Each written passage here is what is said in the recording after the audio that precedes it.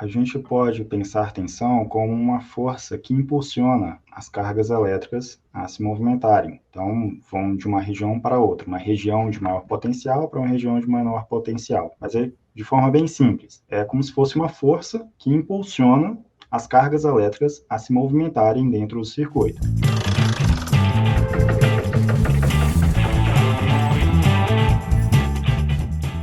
Seja muito bem-vindo e muito bem-vinda a mais uma temporada do Papo Manutenção. Eu sou Tamir Zinete, eu vou ser a host desse episódio. E ao meu lado eu chamo o caríssimo, aquela pessoa que sempre está com os nossos eventos aqui, com aquele tema voltado para a elétrica. E aí já fica um spoiler do nosso tema hoje. Seja bem-vindo, Eric. Oi, boa tarde, boa noite. E aí, Tami, vamos para mais um papo. Hoje vamos falar de elétrica e tenho certeza que vai ser um papo super bacana. Um dos meus temas favoritos. Eu sou da área de elétrica, então vamos conversar sobre muita coisa. Suspeito. É o primeiro podcast que a gente vai falar diretamente de elétrica, então a gente está muito animado. A gente trouxe um convidado super especial, mas lembrando que esse podcast é uma coprodução da Traction com a revista Manutenção, que traz para estudantes e profissionais da indústria conteúdo com muita informação, muita opinião e muito aprendizado.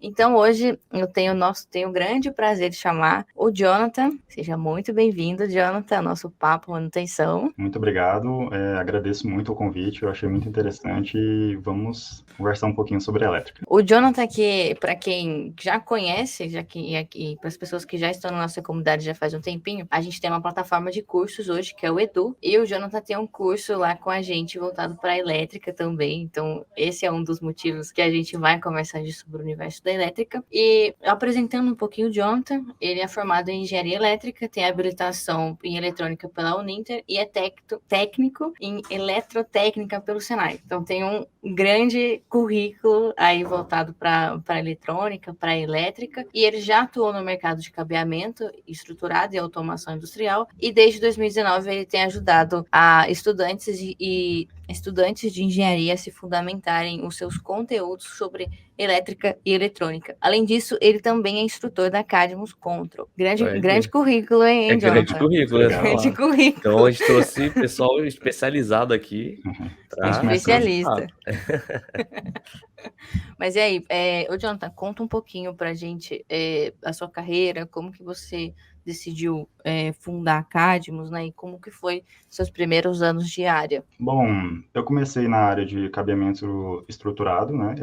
Foi engraçado porque eu me candidatei para o cargo de estagiário. Eu estava fazendo engenharia elétrica e me candidatei para essa vaga. Porém, surgiu a oportunidade de ser auxiliar de eletricista, então eu poderia ter uma experiência a mais. Eu ainda daria tempo, né, de fazer o estágio e tudo mais, mas eu achei interessante porque eu poderia conhecer na prática mesmo, fazer algumas coisas que eu poderia aproveitar mais lá na frente. Depois, eu fui trabalhar na automação industrial, principalmente no setor de vendas, que como muitas empresas elas vendem, né, materiais, equipamentos relacionados à automação industrial, então tem uma pegada muito forte de engenharia, principalmente para demonstração de produto, treinamento e um certo suporte aos clientes. E no ano de 2019, como eu já estudava pela internet, eu pensei em como eu poderia aproveitar a internet para trabalhar também. E uma das possibilidades foi produzir cursos relacionados à engenharia e outras coisas, outras experiências que eu tinha que eu poderia compartilhar com outras pessoas. Eu já tinha noção de algumas plataformas que permitiam que a gente publicasse cursos e comercializasse eles e fizesse um trabalho de marketing. E aí eu comecei por aí. Aí no ano de 2020, como a ideia ainda não estava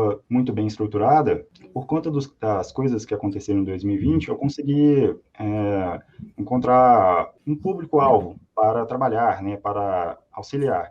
E aí eu decidi focar nos estudantes de engenharia elétrica que estavam com dificuldades em aprender circuitos elétricos e eletrônica digital. Então, esse é meu nicho de atuação. Cara, muito bacana, Jonathan, porque a gente vê mesmo o que eu sentia, né, na graduação de elétrica e tudo mais, né, uma defasagem mesmo de falta de conteúdo, porque é um assunto difícil, né, então muitas vezes você precisa falar de temas complexos, você precisa ter alguma coisa que consiga te dar um suporte, né, para você conseguir entender os temas e ter alguma coisa que facilite o entendimento mesmo, porque muitas vezes você sente que o professor na graduação ele até tenta, mas ele não consegue te dar, simplificar tanto o assunto, ou você vai para a internet buscar algumas outras ferramentas, às vezes é difícil achar em português, até você até acha, mas é um cara lá no Canadá, ou um cara lá na China que está te explicando, ou sempre tem um indiano que vai te ensinar alguma coisa.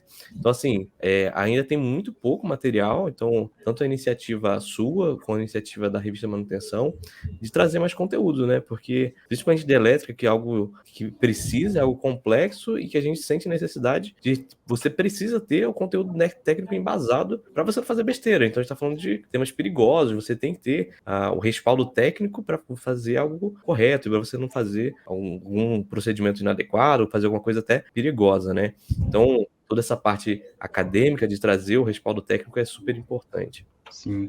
E aí é interessante porque, por conta do que aconteceu, né, a partir do ano 2020, houve uma quebra da rotina, houve uma quebra ali de como estudar, né? As pessoas estavam frequentando as faculdades, as universidades, porém, em um dado momento, elas se viram obrigadas a estudar pela internet. E aí o meio de interação é diferente, a interação entre professor e aluno é diferente. E também, na internet, nós temos muita informação, mas é necessário filtrar essa informação, né? Porque Sim. tem muita gente que fala, mas o que a gente... Pode ser um simples circuito, alguma coisa relacionada à elétrica, quando a gente vai colocar em prática, não é aquilo que estava, né, daquela forma, né? Então é necessário, sim, fazer uma apresentação estruturada, né, desses conteúdos. E você estava conversando com a gente, eu lembro que você disse que você tinha estudado EAD, né? Nessa modalidade remota. Como você veio dessa modalidade EAD e você hoje dá cursos na modalidade EAD também, como que foi essa adaptação? Porque provavelmente coisas que você sentiu falta na sua formação, você trouxe para o teu curso. E aí eu queria entender como que foi esse processo de estruturação. Bom, falando um pouco mais de mim, eu sempre tive aquela habilidade de ensinar, de explicar as coisas desde o ensino médio. E aí eu via na faculdade como os meus professores apresentavam aquele conteúdo e eu também ficava estudando e também teve a ideia de fundar a Cadmus. Então minha estratégia sempre foi como apresentar aquele conteúdo da melhor forma possível para que o aluno compreenda. Então uma questão de empatia mesmo. Como é que eu posso apresentar aquele conteúdo, uma coisa que ele nunca viu antes, de uma forma que ele entenda? Então, não é legal você apresentar aquele conteúdo de forma técnica, não inicialmente. Você tem que apresentar com analogias, metáforas. E aí depois, quando ele tiver compreendido, por exemplo, o que é tensão, o que é corrente, aí a gente pode vir e apresentar de uma forma mais técnica, que é o que ele vai precisar e o que ele vai utilizar, né? Mas, num primeiro momento, a gente tem que sempre pensar em como abordar isso. E eu sempre penso também como eu gostaria de ter aprendido aquele conteúdo. Uma forma que... Importantíssimo isso. Porque o professor, e é comum isso acontecer, o engenheiro, ele tem uma das suas competências, uma das suas possibilidades de carreira é ser professor. Porém, não basta simplesmente ser engenheiro, você tem que ter uma pegada um pouco mais pedagógica, principalmente nessa questão de abordar o conteúdo, né? Nós estamos falando... O engenheiro é formado, ele estudou, ele já está preparado. Porém, ele vai entrar numa sala de aula que são novatos na área, saíram no ensino médio. Então, a gente precisa fazer uma abordagem diferente, uma abordagem inicial diferente, né? Perfeito, com certeza, cara. Inclusive, Otami, eu acho que eu nunca nem te contei isso, mas quando eu fiz, né, o curso de motores elétricos lá na RMEDU e tal, eu comecei minha carreira também como técnico em eletrotécnica, e quando eu fui desenvolver o curso, eu fui buscar o meu livro, que eu estudei no ensino médio, integrado com o técnico que eu fiz, e porque eu lembro que eu fiz a matéria de máquinas elétricas e eu lembro que era impossível entender como que funcionava o motor elétrico. O professor, ele tentava, eu não conseguia entrar na minha cabeça como que funcionava o processo de indução eletromagnética, e eu pegava o livro, assim, tinham 2 parágrafos, era tipo assim, muito resumido, de um jeito que não dá pra entender. Aí quando eu fui montar o curso, eu falei, tá, como é que eu consigo explicar isso aqui em 3 passos pra gente conseguir chegar nessa conclusão, né? Aí foi vamos entender por analogia, vamos com calma, o processo de indução, como é que funciona a indução num condutor, daí depois do condutor para uma bobina, de uma bobina, aí sim eu vou colocar dentro da máquina elétrica. Então, todos esses passos para você chegar no entendimento da elétrica é muito importante. E era o que eu não tinha, era o que eu sentia falta, né? Então, exatamente, a parte pedagógica, como você falou, né, é fundamental. Eu lembro de quando eu estava contando uma outra curiosidade, eu até queria corrigir a informação, que a gente tem 2 professores da Edu aqui. O Eric lembrou agora que ele também tem um curso. que ele também tem um curso, então já corrigindo a informação. Eu lembro quando eu estava na faculdade, eu passava perto das salas das engenharias, eu via aquele cálculo. Gente, e o pessoal fazendo prova. A semana de prova era a semana mais tensa, né? Que a gente passava assim, e eu sentia assim, a tensão no ar. Porque eu lembro que eles falavam assim pra mim, bom, a gente tem 3 questões aqui, só que as 3 questões davam, tipo, 2, 3 páginas. E se você errasse uma, você já tava com vermelho, né? Era muito assim, então, dava pra ver a pressão que é você entender a engenharia e, às vezes, você entender, interpretar de uma forma que não foi te explicada, tipo, adequadamente. Então, acho que esse ponto que o Jonathan tocou, de você ter essa empatia, eu acho que é primordial para você ser um professor, para você explicar, né? Você se colocar no outro, acho que é a melhor característica possível. Então, para a gente já entrar no assunto, né? Vocês estavam comentando sobre circuito elétrico e motores. Vamos então explicar para o pessoal o que é um circuito elétrico simples e como que ele funciona. Bom, um circuito elétrico simples, ele é formado por uma fonte, uma carga e uma ligação entre eles, né? Nós temos condutores. Então, a fonte, ela pode ser um dispositivo que é capaz de fornecer energia, pode ser uma simples pilha, e a carga, ela pode ser um resistor, pode ser um LED, pode ser um motor. Depende, a gente faz uma abordagem genérica também. Então, para que haja o funcionamento desse circuito, temos que ter esses 2 componentes e precisamos ter um caminho fechado entre eles. Então, precisamos fazer com que todas as conexões estejam feitas. Pode ser um simples condutor, ligando, por exemplo, o polo positivo da fonte ao terminal positivo da carga e o polo negativo da fonte ao terminal negativo da carga. Aí já temos uma circulação de corrente. Porém, quando a gente por algum motivo, um desses condutores é rompido, aí já não temos um circuito funcionando, porque não há mais a circulação de corrente. A circulação de corrente, ela acontece quando há um caminho fechado entre esses 2 componentes, a fonte e a carga. Bom, perfeito, Jonathan, mas para a gente tentar dar um passo para trás, eu acho que é um pouco do conceito que fica um pouco no ar, assim, todo mundo sabe na prática, mas como é que você definiria o que é a eletricidade? Bom, a eletricidade, ela vai ser uma das formas de energia que nós temos disponíveis na natureza, e aí a gente pode aproveitar essa energia utilizando um circuito elétrico. A gente temos várias fontes de energia, temos várias formas de energia, e na engenharia o nosso objetivo é sempre observar e ver como a gente pode aproveitar essa energia para algo útil. A gente pode transformar em um produto, a gente pode resolver apresentar uma solução, né, com base em uma forma de aproveitar a energia. E a forma de aproveitar a energia elétrica, a eletricidade, é construindo circuitos. E aí, no circuito elétrico, nada mais é do que um caminho, um percurso que estamos determinando para a corrente circular, para a energia circular. Então, a gente meio que está tentando, a gente não pode criar energia, nem destruir, mas a gente pode transformá-la, a gente pode controlar o seu caminho, e aí controlar a nossa necessidade para desenvolver uma solução e assim por diante. Show.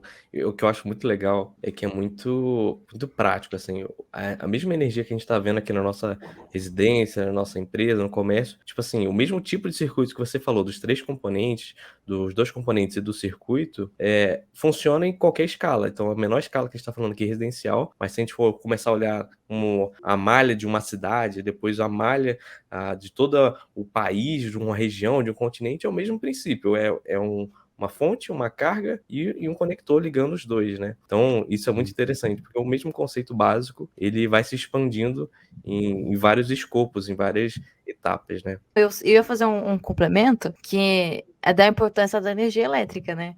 Da eletricidade em si, porque se a gente não tem eletricidade, a gente fica basicamente à mercê das situações. Então, fazendo esse paralelo, né? Quando acontece da gente ter falta de energia em casa, a gente fica desesperado. Oh.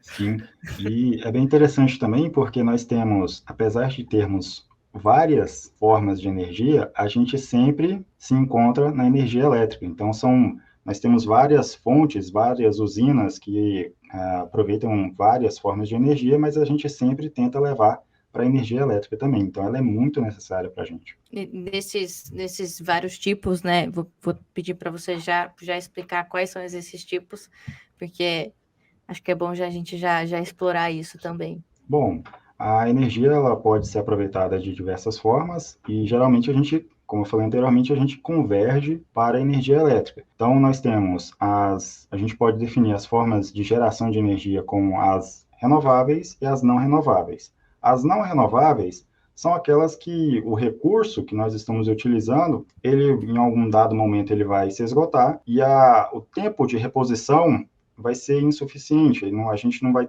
conseguir repor em um tempo hábil para a gente poder aproveitar novamente. É o caso do petróleo, como ele foi formado por milhares, milhões de anos e a gente está consumindo em uma escala muito rápida, não vai ter como a gente repor, né, esse material, fazer essa deposição, o processo que acontece para a formação do petróleo e depois aproveitar em um futuro próximo. Então, a gente corre o risco de, em um dado momento, ter uma escassez desse material.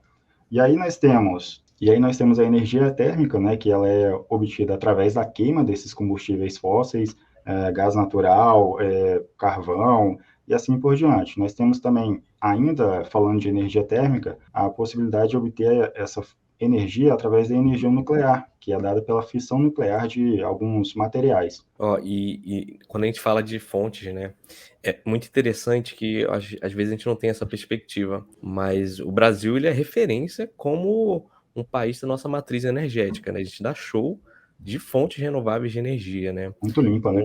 De uma matriz muito limpa, né? Com nossas hidrelétricas. Então, assim, o Brasil é referência nisso, é uma coisa muito bacana quando a gente começa a estudar, ver como é que funciona a nossa matriz, o quanto que a gente é referência em relação aos outros países, né? Muitos outros países, eles estão ainda buscando começar a ir para uma matriz mais verde, né? Então, a gente pensa, nossa, mas lá eles devem ser mais verdes que a gente. Não, ao contrário, lá eles queimam muito carvão, grandes países usando fontes de petróleo ainda como fonte principal de energia. E aqui nossa matriz é muito mais hidrelétrica, muito mais fontes renováveis, né?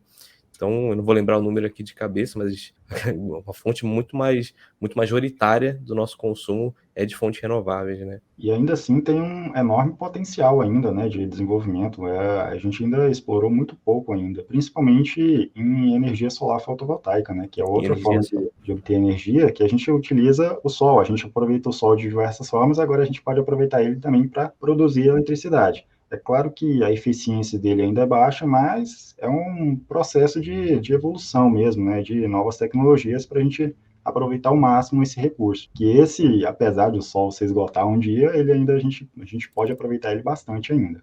Outra fonte renovável, né, acho que uma das principais aqui é a principal, né, da matriz energética brasileira, é a usina hidrelétrica, que ela utiliza a energia potencial gravitacional, né, para produzir eletricidade. Melhor, quando a energia potencial gravitacional é uma forma de armazenar energia, porém, em função ali das comportas, do conduto, nós temos ali a produção de energia cinética através das turbinas, que aí sim a gente consegue produzir eletricidade. Sim, e como você falou, né, depende muito da região, né, mas eu vejo muito aqui no Nordeste, o quanto que desenvolveu, cara, nos últimos anos a parte fotovoltaica. Então, a parte mais de energia distribuída, como que está sendo gerada nas residências, nos comércios, deu um crescimento, assim, muito forte aqui nos últimos anos, principalmente eu falo aqui da Paraíba, em Pernambuco, até porque é uma questão geográfica mesmo, né, de incidência de luz solar. Então, é muito impressionante o quanto de potencial a gente ainda tem para explorar nessas novas fontes. E interessante porque a gente tem um enorme potencial e também temos muitas formas de aproveitar isso de forma renovável, né? É a possibilidade mesmo de ter uma matriz energética muito limpa mesmo, por conta das possibilidades que a gente tem, a questão de incidência solar, por exemplo. Uhum.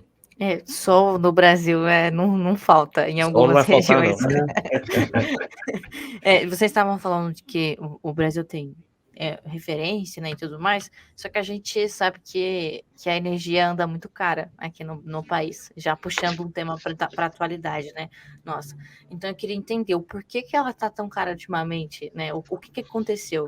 Bom, um dos grandes, vamos dizer, vilões, né, desse aumento aí do custo energético é a própria demanda, que a gente, por conta do crescimento populacional, do desenvolvimento da indústria, surgiu a necessidade, né, estamos precisando de mais energia e cada vez mais vamos precisar. Então, em função disso, nós temos que fazer um investimento em infraestrutura, uma atualização e uma expansão também, e isso encarece um pouco. E também temos as condições climáticas, que elas atrapalham em determinadas épocas do ano, né? Por exemplo, a escassez de água, né?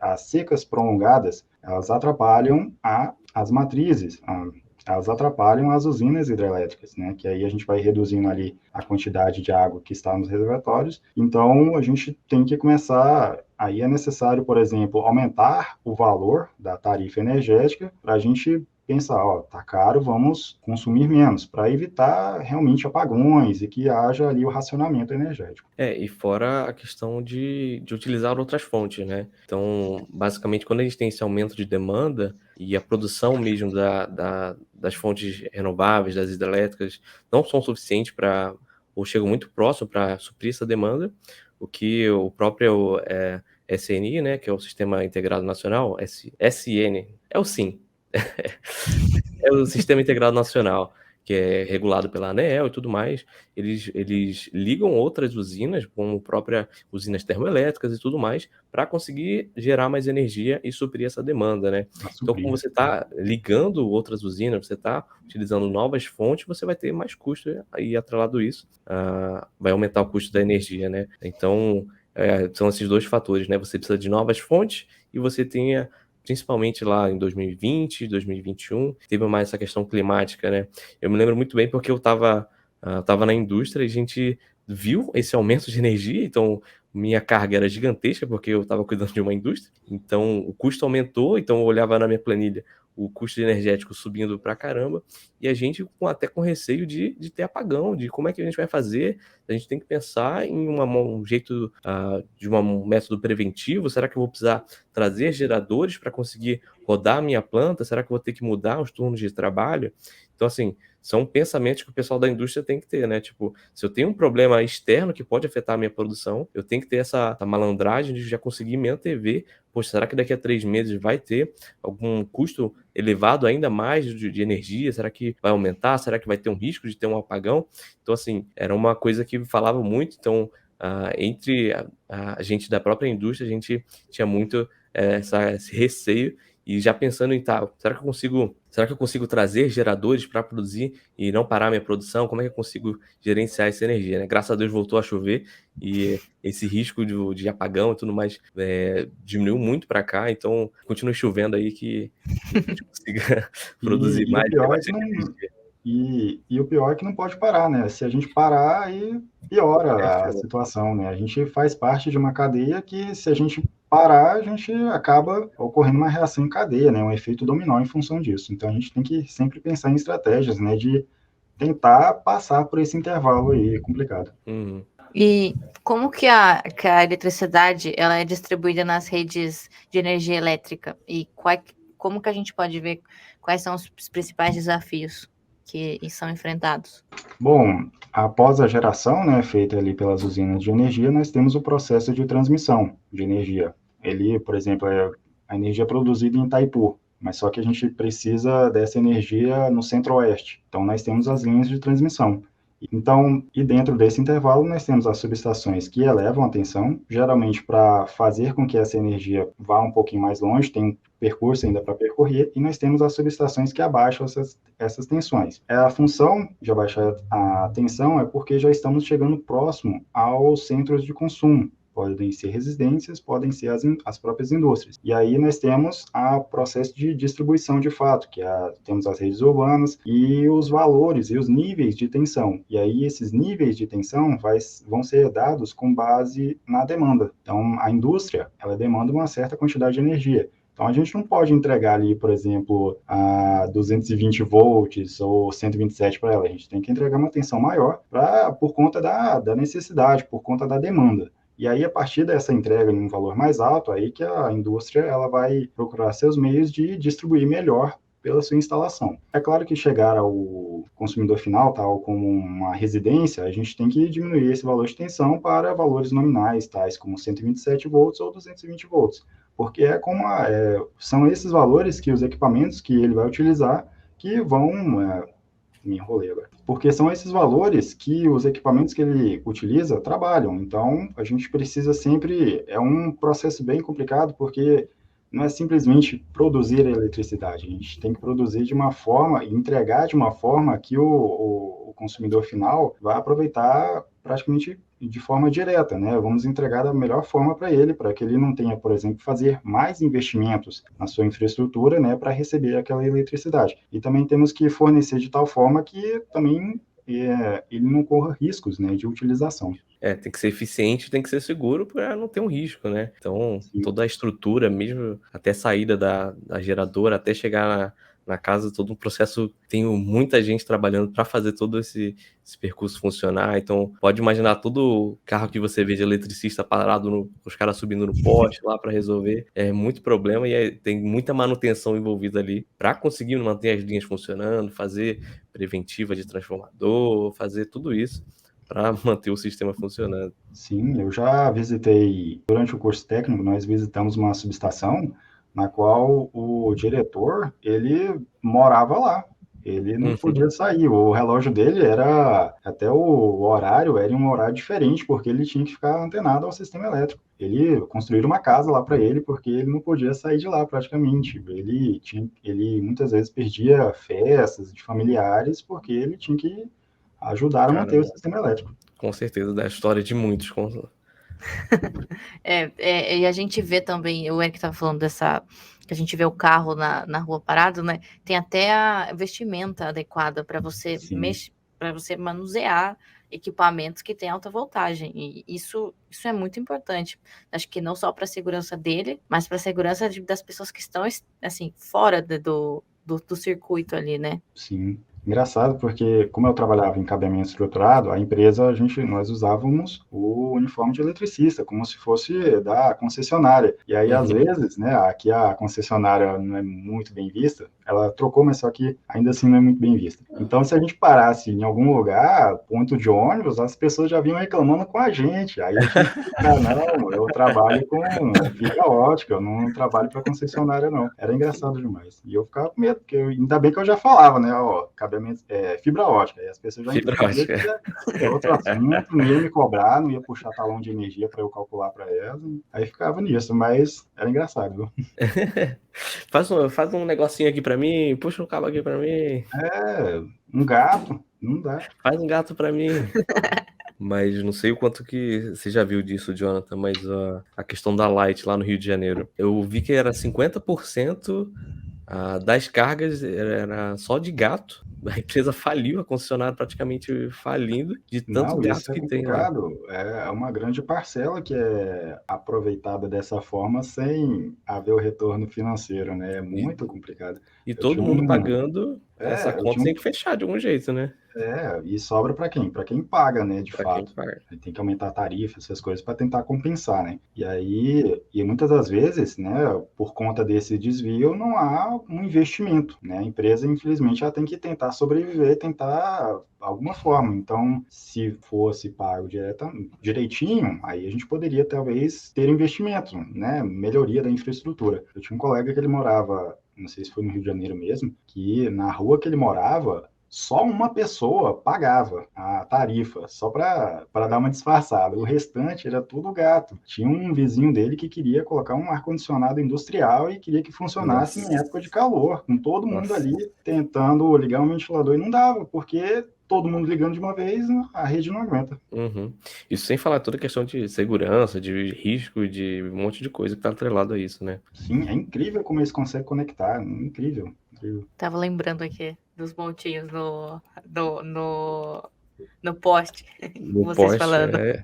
Não. E ainda tem a questão da rede telefônica também, né, que causa uma poluição visual muito forte Nossa, ali cara. nos postes, né, e engraçado, as empresas, elas podem lançar os seus cabos, mas a questão de responsabilidade fica por conta da concessionária de energia, né, não sei se por aí é assim, mas Sério, eu não sabia. pelo que eu estava entendendo, era isso. Quem é responsável pelos postes é a concessionária de energia. Então, é meio que as empresas de telefonia ficam isentas de Uhum, fazerem de qualquer obrigação ali de, sei lá, retirada de cabos ou alguma coisa assim. uhum. E aí o cara da telefonia faz uma coisa, um trabalho mal feito ali, e às Por vezes fica exemplo, pendente o várias cabo ali. linhas que não são utilizadas vão ficando lá, e aí vai só obstruindo, né? Uhum, Até porque é bem comum quando você tá andando na rua, você vê, né, o cabo em grandes metrópoles, assim a gente fala, principalmente capital, você tá andando na rua e você vê o cabo solto caindo assim na calçada, né? E aí não só oferece risco para a rede elétrica, mas para a pessoa que tá passando, né? E se chove, né? Tem esse ponto também, uhum. que a água acaba sendo uma condutora de energia ali, né? Tem esse detalhe muito grande que às vezes as pessoas esquecem. Sim. É um risco enorme, fica exposto, né. Qualquer técnico de segurança do trabalho deve ficar maluco com isso. Nossa. E Jonathan, vamos pra gente continuar falando, né, eu acho interessante a gente pensar, no básico, né, vamos voltar, porque a gente ouve o pessoal falar muito de tensão, a gente fala de corrente como se fosse algo trivial, mas às vezes para a pessoa que tá ouvindo aqui, às vezes não tá tão claro, né, qual que é a diferença, o que é tensão, o que é corrente. Pode explicar um pouco mais pra gente como isso se relaciona dentro do circuito? Bom, a gente pode pensar tensão como uma força que impulsiona as cargas elétricas a se movimentarem. Então, vão de uma região para outra, uma região de maior potencial para uma região de menor potencial. Mas é de forma bem simples. É como se fosse uma força que impulsiona as cargas elétricas a se movimentarem dentro do circuito. Essas cargas elétricas se movimentando, elas vão se movimentar de certa forma de forma ordenada de uma região para outra, nós damos o nome de corrente elétrica. Então, a corrente elétrica é o que está sendo movimentado e a tensão é o que impulsiona esse movimento. E aí um ponto interessante que em circuitos a gente podemos ter circuitos que vão ter tensão, mas não vão ter corrente. E que situação é essa? É quando, por exemplo, o circuito está desligado ou por algum motivo o cabo foi rompido. Eu falei anteriormente que a corrente só circula em um caminho fechado. A gente precisa ter como se fosse um caminho, meio e fim, bem amarrado, sem falhas, sem nenhum rompimento, e aí sim nós temos a circulação de corrente. Mas para ela circular também nós temos que ter uma tensão. Então a tensão vai estar ali. Se o condutor, né, se o circuito estiver fechado, conectado, fonte e carga estiverem conectados, não há nenhuma ponta solta, por assim dizer, nós vamos ter a circulação de corrente. Então, se a corrente elétrica, ela é esses elétrons que se movimentam, né? As cargas elétricas são os elétrons que se movimentam de uma forma ordenada, de uma região para outra. Então, a gente pode pensar a tensão dessa forma mesmo, como uma força que impulsiona esse fluxo, e a sua unidade de medida é o volt, V maiúsculo, e a corrente elétrica é esse movimento de elétrons de uma região para outra. Que região é essa? Região de maior potencial para uma região de menor potencial. Sempre vai ser assim, é uma convenção. Vai circular dessa forma, a corrente vai fluir nesse sentido. Então, são cargas elétricas, corrente elétrica, são cargas elétricas que se movimentam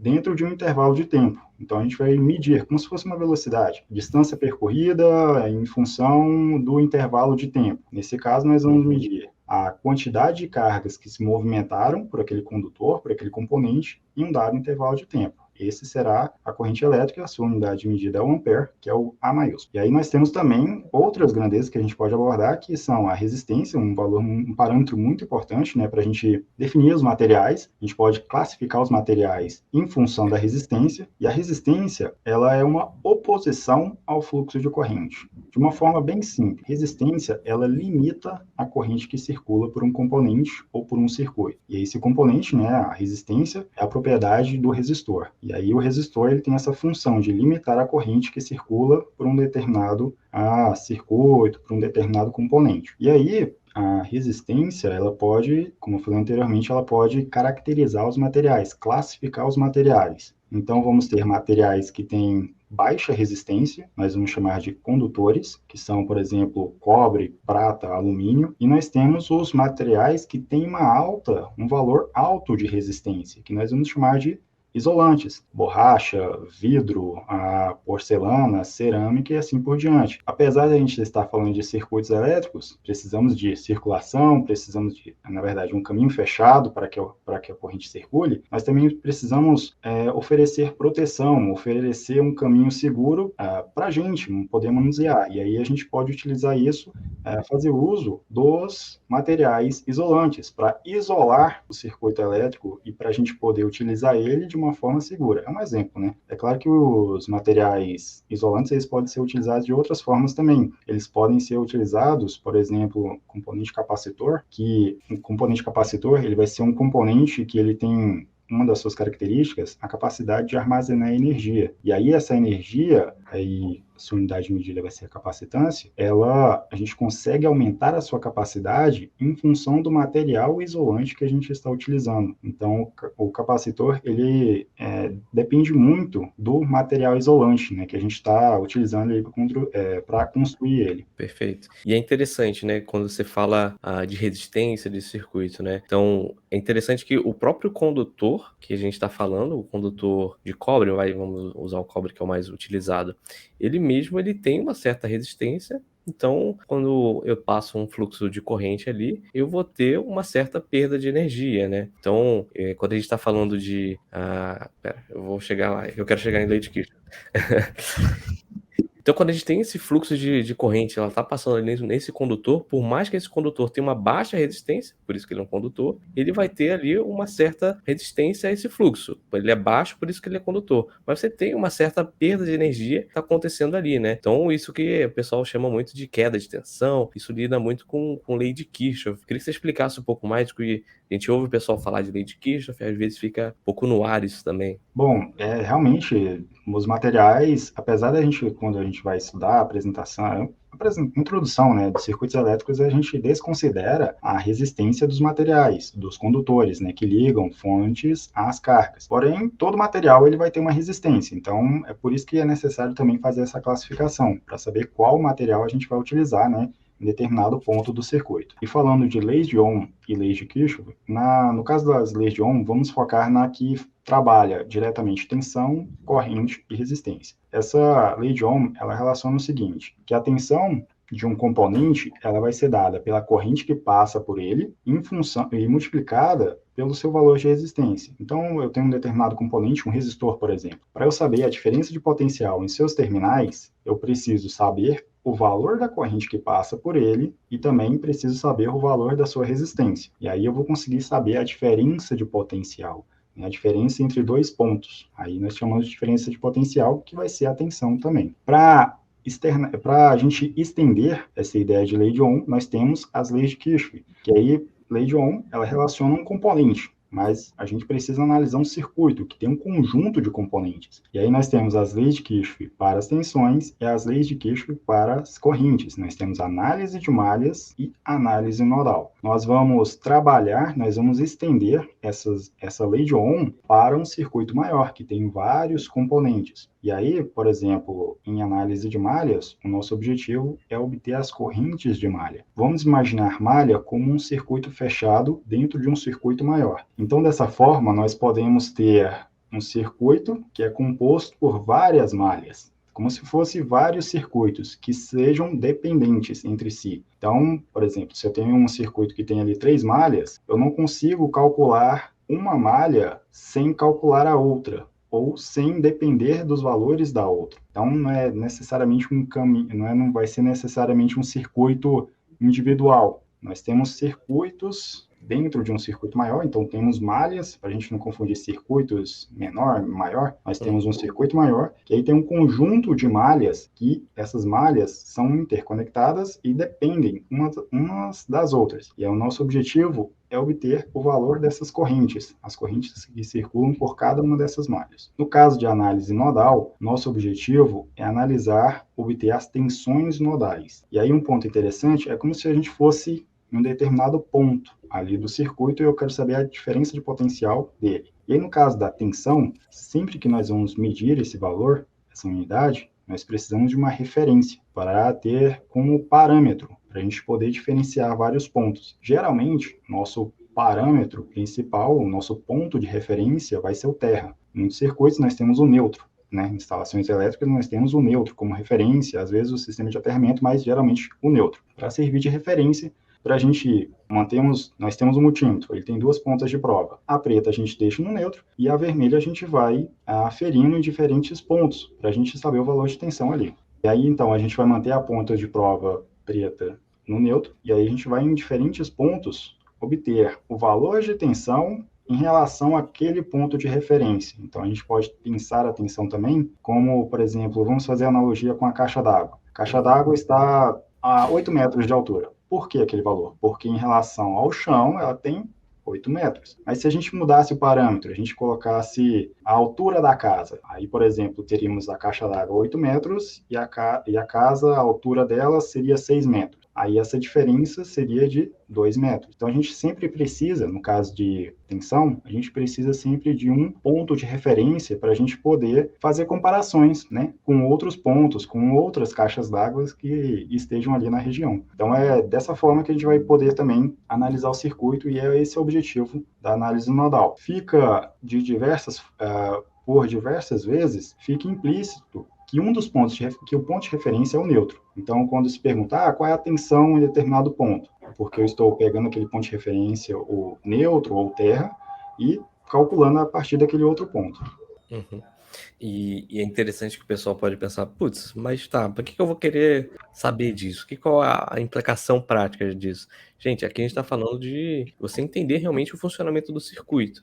Então, por exemplo, numa residência, quando você vai fazer um projeto, você quer entender quantas tomadas você quer botar no seu quarto, se você vai colocar quantas tomadas na cozinha, você tem que entender quanto de corrente cada carga, ou seja, cada tomada ali, ela vai conseguir entregar, né? Então, todo o dimensionamento, isso é fundamental. Isso pode servir tanto para uma residência, para um comércio ou para uma indústria, né? Quando você vai dimensionar os cabos, quando você vai dimensionar transformador, quando você vai dimensionar tudo. Então, todo o entendimento de qual que vai ser a corrente que vai passar ali, isso é fundamental. É a base ali para você entender o funcionamento do circuito e da malha e da instalação como um todo, né?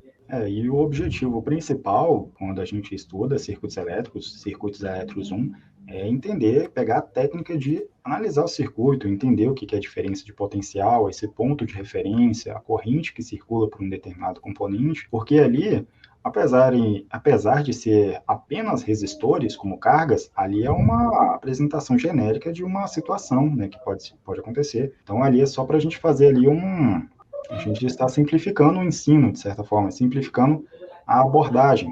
Estamos considerando ali resistores, mas pode ser uma carga, pode ser uma lâmpada, pode ser um motor. Então, a gente está pegando a ideia de analisar o circuito. Então, por isso que a gente faz uma abordagem bem simples, com componentes, poucos componentes diferentes, né? A carga, a fonte, melhor dizendo, e vários resistores. Mas cada resistor ali pode ser um equipamento diferente. Uhum. É simples, mas eu lembro de uns bem complicadinhos da minha faculdade, tá? Não era tão simples, não. Tinha uns que não era tem uns simples, são não. confusos. Principalmente quando a gente muda o ponto de referência. É muito confuso. E como que a gente identifica um circuito em série com um circuito em paralelo? Vocês estavam falando de muitos circuitos, aí eu acho que é interessante a gente desmistificar isso. Aí, bom, nós temos o circuito série. Nesse circuito série, nós temos o seguinte: os componentes estão dispostos de forma sequencial, como se fosse uma fila. Então, por exemplo, vamos dizer que essas canetas aqui representam resistores. E vamos dizer que os resistores eles têm 2 terminais que a gente pode dizer que é o terminal inicial e o terminal final. E aí, como eles estão dispostos em série, o terminal final do primeiro estará conectado ao terminal inicial do próximo resistor, e assim por diante. Então, eles estão dispostos de forma sequencial. E aí vamos considerar que o circuito seja totalmente em série. Então, todos os componentes, seja fontes, seja resistores, que são cargas, estarão em série. Nesse caso, nós temos apenas um caminho para a corrente circular. Temos o caminho fechado e a corrente vai circular apenas por um caminho. Então, nós temos, em uma situação de circuito série, uma única corrente para todos os componentes. Então, melhor dizendo, a corrente será a mesma para todos os componentes. Então, a corrente é o mesmo valor, não interessa o valor de resistência, não interessa qual componente seja, se é uma fonte ou se é uma carga. No caso de componentes em série, nós temos a corrente vai ser a mesma para todos os componentes, mas o que pode ser diferente é o valor da queda de tensão. A queda de tensão a gente faz medindo a diferença de potencial desse terminal inicial com terminal inicial, terminal final. Aí nós vamos obter a diferença de potencial. Por quando que ela pode ser diferente? Essas quedas de tensão ou essas tensões de cada um dos componentes são diferentes. Quando nós temos valores de cargas diferentes. Então vamos dizer que eu tenho 3 resistores, cada um tem um valor diferente. 5 ohms, 10 ohms, 15 ohms. E aí a diferença de potencial vai ser dada em função da corrente que circula, que é a mesma para todos os componentes, vezes o valor da sua resistência. E por conta de serem valores diferentes de resistência, nós teremos quedas de tensão diferentes. Em um circuito em série, na qual, repetindo, a corrente é a mesma para todos, eu só vou ter uma tensão igual ou uma queda de tensão igual para todos os componentes quando tivermos resistores com valores iguais. Vamos imaginar que nós temos 3 resistores, cada um tem um valor de 10 ohms. Então, quando a gente for aplicar a lei de Ohm, nós vamos ver que é a mesma queda de tensão. E aí, somando essas quedas de tensão, a gente poderia pensar e fazer uma... Aí, se a gente fazer uma analogia com as escadas, vamos considerar uma escada de 2 metros, e aí cada degrau tem uma altura. Vamos considerar que essas alturas sejam iguais. Se a gente somar a altura desses degraus, a gente vai ver que o valor resultante vai ser equivalente à altura da escada, da base até o seu topo. Da mesma forma, a gente pode fazer essa analogia com circuitos elétricos. Se eu somar todas as quedas de tensão, aí já não importa se as quedas de tensão são iguais ou diferentes, elas sempre vão ser iguais, a soma vai ser igual ao valor da fonte de tensão. Então, a fonte de tensão está alimentando esse circuito série. Se eu somar as quedas de tensão, o valor resultante vai ser equivalente ao valor da fonte de tensão. Uma aula ao vivo. Aí nós temos um circuito diferente, que é o circuito paralelo. Nesse caso, vamos usar as canetas novamente, os componentes, resistores, eles estarão dispostos de forma paralela. Vamos imaginar que estamos num estacionamento, e aí os carros estão dispostos dessa forma aqui, um do lado do outro, né? A área vai ser a mesma e eles vão estar dispostos um do lado do outro. E aí nós damos o nome de paralelo. E aí um ponto interessante, vou colocar os dois juntos aqui. Se eu vir com um multímetro, eles estão no mesmo circuito, claro. Aí, se eu vir com um multímetro na escala de voltímetro, né, na função de voltímetro, e eu vir com as pontas de prova e medir o seu valor de tensão, perceba que o valor vai ser o mesmo para os dois componentes. Então, no caso de circuitos em paralelo, componentes em paralelo, a tensão vai ser a mesma. E aí, o interessante é que não importa o valor das resistências. Não interessa se são iguais, se são diferentes. O valor da diferença de potencial, seus terminais, vai ser o mesmo. E se esses componentes estiverem em paralelo com a fonte de tensão, esse valor de tensão dos terminais desses resistores serão iguais ao valor da fonte de tensão. Em um circuito paralelo, o que pode ser diferente? O valor da corrente. O valor da corrente ele vai ser diferente para os componentes resistores quando esses valores, o valor de resistência desses componentes, forem diferentes. Aí nós teremos correntes diferentes circulando por esse circuito. Quando esses resistores tiverem valores iguais, a corrente vai ser a mesma para os dois componentes. É como se houvesse uma divisão igualitária dessas correntes para cada um dos componentes. Aí, quando forem valores diferentes de resistência, nós vamos ter uma espécie de divisão proporcional ao valor da resistência desses componentes. Novamente, para a gente poder se certificar dessas diferenças e semelhanças também, podemos utilizar a lei de Ohm. Explicação ao vivo, hein, Eric? É ao vivaço. Eu acho que A tentando trazer mais... didática eu acho muito que boa.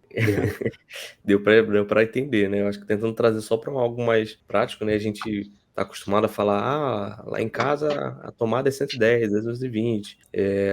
Como você pode pensar, cada tomada vai ser 210, vai ser 120. Por quê? Porque elas estão dispostas de forma paralela no circuito que é a sua residência. Então, Isso. exatamente. Então, todos eles vão ter como se elas estivessem ligadas no mesmo ponto, como o Jonathan explicou na canetinha, né? Então, elas estão juntinhas assim. Cada uma das tomadas, você pode pensar dessa forma. Sim.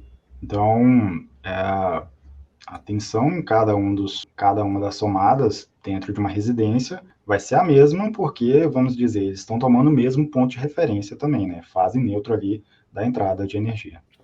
Eu acho que só ficou faltando a gente falar de potência, né, Jonathan? A gente não falou de watts. Eu acho que o pessoal vê muito na conta de energia, vê quilowatt-hora, vê watts e fica um pouco confuso.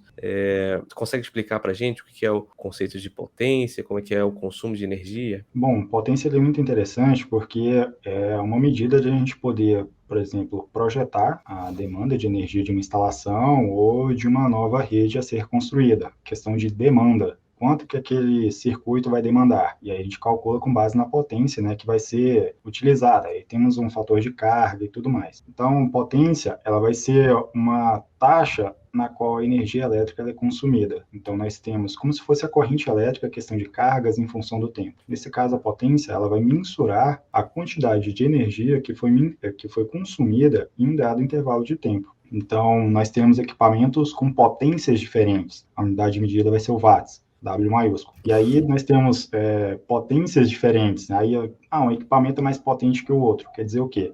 Que ele, vamos considerar, no mesmo intervalo de tempo, ele consome mais energia que o outro. Então, um dos pontos principais, principalmente em épocas assim que a gente está falando de consumo de energia, a questão da energia está cara, o que a gente pode fazer? Uma das coisas que o pessoal recomenda é fazer um estudo, observar quais equipamentos da sua casa consomem mais energia, ou seja, quais são os mais potentes e quais. É claro que nem sempre o mais potente vai ser o que mais consome energia No mês, assim. num dado intervalo do mês. Eu digo isso porque, vamos dizer que o chuveiro ele fica ligado 15 minutos por dia, um exemplo. Mas só que você tem outros equipamentos que, somados às potências, dá um valor próximo ali da potência do chuveiro, mas eles ficam ligados por um intervalo de tempo muito maior durante o dia. Então, eles podem também estar pesando na fatura, né, no valor final dessa energia. Então, é interessante, mas o ponto principal é a gente observar quais componentes demandam mais energia que outros. E aí, um dos principais é o chuveiro. E aí, principalmente em época de inverno, nós temos um problema com esse chuveiro, né, que precisamos dele, mas na hora H ele não falha com a gente. esquenta, ele E falha. aí a gente fala muito sobre por que ele danificado, por que ele estraga mais nessas épocas. Isso em função também da demanda. E a gente pode pensar em outros dois equipamentos que são o ar-condicionado e a geladeira. Vamos pensar no ar-condicionado. Por que ele queima? Porque ele tem que suprir uma demanda. E aí, às vezes, a gente está numa sala, a gente recebe a recomendação de deixar a sala fechada. Por quê? Para evitar que o calor externo entre naquele ambiente e aí o ar-condicionado detecte aquele aumento da temperatura e tente demandar mais energia para tentar suprir aquela falha, né? Que ali, vamos dizer, ali é uma fuga, uma janela aberta, uma porta aberta. Tecnicamente, o ar-condicionado ele vai tentar suprir aquilo. Então, por isso que a gente é recomendado que os ambientes que contenham ali ar-condicionado sejam fechados para ele controlar aquele ambiente ali. Porque à medida que a gente abre uma janela ou abre uma porta, é uma perturbação para o sistema do ar-condicionado. E ele vai tentar dar um fim nessa perturbação, mas ele não vai conseguir porque é uma troca de calor ali que está acontecendo e ele não vai conseguir atender toda a demanda. E é por isso que ele queima. Da mesma forma, o chuveiro. Conforme a gente vai utilizando ele, vai chegar um ponto que ele não vai aguentar. O seu material, a resistência, né, que a gente chama, mas é um resistor, que a gente pode controlar também um pouco a sua temperatura, conforme a demanda, ele não vai conseguir atender mais. Uma hora ele vai arrebentar. E principalmente em épocas de frio, porque a água já está bem fria, então a gente quer pegar uma coisa que está bem gelada e esquentar ela. É diferente de uma coisa que está em uma temperatura ambiente e tentar esquentar, porque a demanda vai ser muito maior. Então vai ter um momento que o chuveiro ele não vai aguentar, porque é uma demanda muito alta para ele e o uso também afeta nisso. O intervalo de tempo de utilização diária isso vai desgastando ele aos poucos. Tem até... a gente estava conversando sobre a potência, e aí vocês podem me falar melhor, que tem aquela analogia com o chopp, que vocês explicam os diferentes tipos de potência, né? Que é bem comum os professores utilizarem dentro da sala de aula, não é? Uhum. Eu uso bastante essa analogia, apesar de não consumir, mas uso bastante essa analogia para explicar. É obrigatório quase essa analogia. Sim, é muito interessante, né? As pessoas realmente compreendem, né? Eu falo que o que vem dentro do copo é a potência aparente, a potência que aparentemente está sendo consumida. Mas não, vamos considerar aqui que vai vir uma parcela considerável de espuma, acho que é espuma que fala, né? E uma parte considerável do líquido, de fato, né? O chopp. E aí, ao ingerirmos, vamos considerar que essa espuma, ela vai ficar no copo, ela vai ficar para trás. O líquido vai embora e vai ficar para trás o quê? A espuma. Ficou algo para trás que a gente não utilizou. E aí, o que a gente utilizou de fato, que a gente consumiu de fato, nós chamamos de potência ativa. Aquilo que realmente foi transformado em algo, foi utilizado, que foi útil para produzir calor, luz, que seja. O que ficou para trás foi a parcela de energia que a gente não aproveitou. Foi entregue para a gente, mas a gente não aproveitou. Por que a gente não aproveitou? Em função do equipamento que estamos utilizando. Existem muitos processos dentro de um circuito, né? Demanda de, por exemplo, produção de campo magnético, campo elétrico, e em função disso há um consumo de energia, um consumo interno. E esse consumo interno, ele não é disponível, de certa forma, à saída. Ele não é transformado em algo útil. Ele fica apenas ali para os processos internos do circuito. É como se o circuito ele recebesse a energia e um pouco dessa energia ele retesse para uso próprio, por assim dizer. E aí uma parcelinha ele entrega para o usuário final, mas ele fica com um pouquinho para trás. E essa aí é a potência reativa. É algo que é combatido pela correção de fator de potência, né? Então, resumindo, o todo, o que vem no copo é a potência aparente, o que aparentemente estamos consumindo, porém, o líquido é o que foi consumido de fato, então a potência ativa, a potência real, o que foi consumido de fato, e a potência reativa, uma parcela menor, mas significativa, de certa forma, que ficou para trás, que foi utilizada ali dentro dos processos do circuito. E é interessante que, apesar de a gente utilizar apenas uma parcela dessa energia, nós pagamos pelo todo, principalmente as indústrias, com consumidores que demandam uma potência maior. E essa potência reativa é um grande vilão do sistema elétrico também. Por isso que nós temos o processo de correção do fator de potência.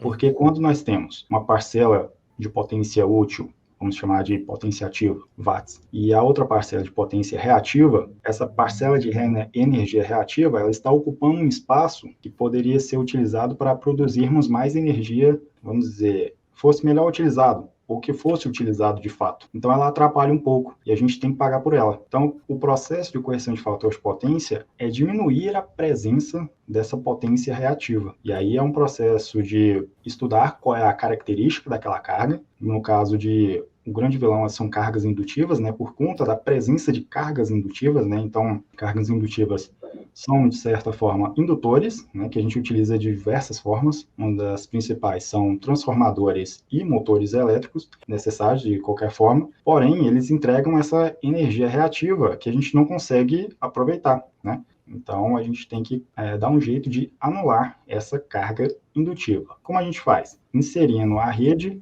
cargas capacitivas. Cargas capacitivas e indutivas, elas são meio que antagônicas. Elas são não necessariamente inimigas, mas elas se anulam. E aí, se a gente consegue mensurar essa quantidade de carga indutiva, a gente consegue obter uma carga capacitiva que seja equivalente em termos de potência, para a gente poder anular esse efeito. E aí a gente consegue, de fato, pagar por aquilo que a gente realmente consumiu, apenas por aquilo que a gente consumiu. A potência aparente, potência total, ela vai diminuir, o consumo não vai diminuir, mas a gente vai reduzir o quê? A parcela de potência reativa, que a gente não está utilizando, não estamos utilizando, mas temos que pagar por ela. Então, nós temos que procurar formas de reduzi-la, já que a gente não vai utilizar, então vamos reduzir a sua presença, né? Então, temos o processo de correção de fator de potência. A própria ANEEL tem um valor máximo, né, que você pode colocar ali seu fator de potência, tanto indutivo quanto capacitivo, né? Isso. Por isso que quando a gente fala de correção, a gente está falando sempre de 92%, né? Que é o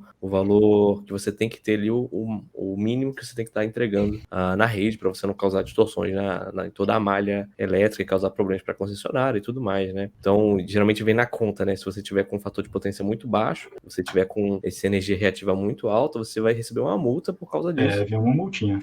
Vem um valor considerável ali que você tem que pagar de multa por causa desse consumo reativo excessivo. Aí um ponto importante também em relação a essa multa, que o consumidor residencial, ele não paga em função das cargas que nominalmente ele tem, e geralmente ele tem. Muitas cargas, por exemplo, o chuveiro, ele é uma carga indutiva, então carga resistiva. Esse tipo de carga, ele tem um fator de potência unitário. Toda energia que ele recebe, ele vai produzir algo útil. Aí, quando o equipamento não é uma carga resistiva, então é um fator de potência menor que 1, então vamos ter uma parcela da energia sendo utilizada de fato e outra parcela, vamos falar em termos de potência reativa, que vai ficar ali no circuito, que vai ficar interagindo. Interessante porque a potência reativa, ela interage ao circuito e à fonte, mas só que fica confinado ali. E tipo assim, não é produzido, não vai produzir mais energia, mais movimento, não vai produzir mais luz, não vai produzir mais nada. No máximo calor, mas é um calor que também não é aproveitado pelo circuito, né? A finalidade dele. Uhum. E aí quem vai pagar, quem é monitorado, essa questão de fator de potência, quem tem monitoramento,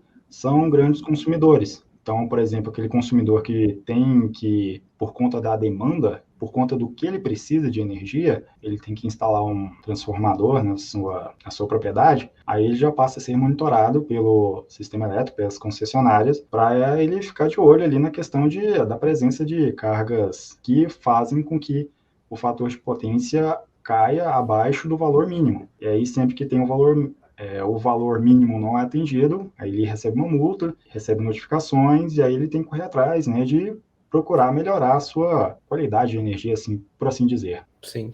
Esse papo hoje foi incrível, assim. O Jonathan tem uma facilidade muito grande de explicar assim, o sistema, que é muito complexo. Ele desmembrou todo, assim, pra gente. Eu adorei o papo hoje.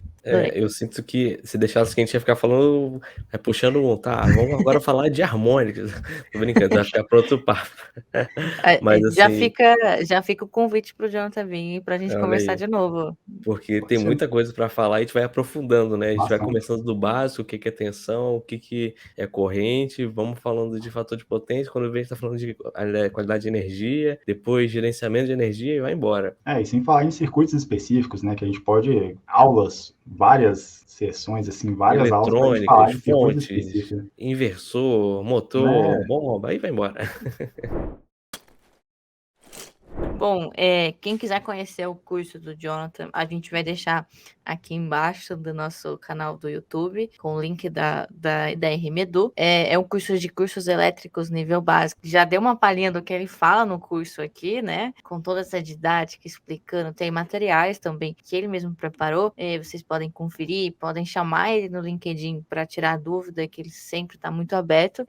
E a gente vai se despedindo desse papo, desse episódio. Infelizmente, eu sei que o papo tá muito bom, a gente ficaria mais 2-3 horas aqui conversando, mas eu queria agradecer ao Jonathan pela presença, por topar conversar conosco, né? Se quiser falar, fica à vontade, seu momento agora. Bom, eu gostei bastante desse convite, eu achei muito interessante a gente poder falar, né, um pouco mais sobre a elétrica de uma forma diferente para outras pessoas, né, que estão em outros meios. É muito interessante falar, eu gosto muito de ficar explicando, eu gosto muito de ensinar. E eu também faço o convite para você conhecer o nosso curso, né, que eu abordo o tema circuitos elétricos de uma forma bem simplificada, de uma forma que realmente você vai compreender, e a gente vai sempre no passo a passo. E circuitos elétricos, ele trabalha muito com fundamentos, então esse é o foco do nosso curso, apresentar e dar uma estrutura para esse aprendizado, né, para esse tipo de conhecimento, para esse conteúdo. É isso, então eu também já agradeço o Eric, que já vai estar presente em outros episódios, mas o Eric sempre está conosco nos eventos, né? Já vai estar participando nos podcasts também, bem frequente. Então a gente se vê no próximo episódio do Papo Manutenção. Então, Já deixo o convite para você se inscrever nas redes da Revista Manutenção, tanto no LinkedIn, Instagram e principalmente no nosso canal no YouTube, né? Ativa o sininho, se inscreve, porque sempre a gente está trazendo novidades, eventos para a comunidade e conteúdos voltados para manutenção elétrica também. Então é isso, nos vemos no próximo episódio do Papo Manutenção. Até mais. Até mais. Muito obrigado.